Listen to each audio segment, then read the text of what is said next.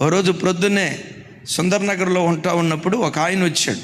జరగబోయేవి చెప్తాం, జరుగుచున్నవి చెప్తాం, జీవుడు ఏ దిక్కుకు వెళ్ళాడో అవన్నీ చెప్తాం, చరిత్ర మారుస్తాం, జాతకాలు మారుస్తాం, జాతకాలు చెప్పబడును. సడన్గా నన్ను చూశాడు. అంటాడు, అయ్యగారికి రాజయోగం ఉంది, త్వరలో దూరదేశం వెళ్ళబోతున్నాడు అన్నాడు. అని ఒక్కసారి మీ చెయ్యిస్తారా, మీ జాతకం చెప్తాను అన్నాడు. నేనేమన్నాను తెలుసా? నేనే జనాల జాతకాలు చెప్పేవాడిని అయ్యా. నా జాతకం నువ్వేం చెప్తావు? రా నీ జాతకం చెప్తాను రా అన్నా.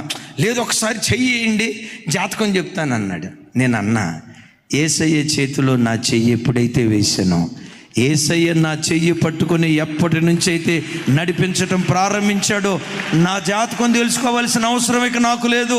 నా భవిష్యత్తు నా దేవుని చేతిలో పెట్టాను. నా క్షేమాధారుడు, నేను ఆరాధించే దేవుడు. ఒకవేళ ఈరోజు క్షేమంగా లేకపోవచ్చు, ఒక రోజు వస్తుంది తప్పకుండా నా దేవుడు నాకు క్షేమం ఇస్తాడు. ఈరోజు ఏడ్పై ఉండొచ్చు, ఒక రోజు వస్తుంది నోటి నిండా విద్యనాలు దేవుడు అనుగ్రహిస్తాడు. ఈరోజు కూలిపోయి ఉండొచ్చు, అగాధపు అంచులకు వెళ్ళిపోయి ఉండొచ్చు, అక్కడ నుంచి భవిష్యత్తులో దేవుడు ఆకాశమంత ఎత్తుకు లేవనెత్తడానికి శక్తి కలిగిన వాడు. నా భవిష్యత్తు నా దేవుని చేతిలో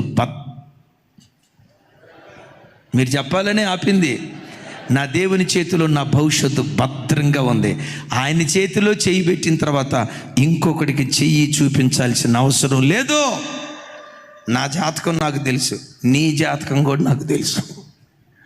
కాదయ్య గారు ఆయన అన్నాడు, కాస్త కాలదోషం అడ్డుపడుతుంది, సర్పదోషం అడ్డుపడుతుంది, నేను ఒక మంత్రం చెప్పిస్తే దోషాలన్నీ పోతాయి అన్నాడు. నేను అన్నా, దోషాలు పోవటానికి మాకు మంత్రాలు కాదు, యేసుక్రీస్తు రక్తాన్ని ఆశ్రయిస్తే చాలు. ఆయన పాద సన్నిధిలో ప్రణమిల్లి ఒక చిన్న ప్రార్థన చేస్తే చాలు. యేసుక్రీస్తు రక్తము ద్వారా, ప్రార్థన ద్వారా సమస్త దోషాలు కొట్టివేయబడతాయి. తరతరాల శాపాన్ని, నా వైపు చూడాలి, తరతరాల శాపపు కాడిని విరగగొట్టే శక్తి యేసుక్రీస్తు రక్తంలో దాగుంది. క్రీస్తు యేసునందున్న వాడికి ఏ శిక్షా విధి లేదు.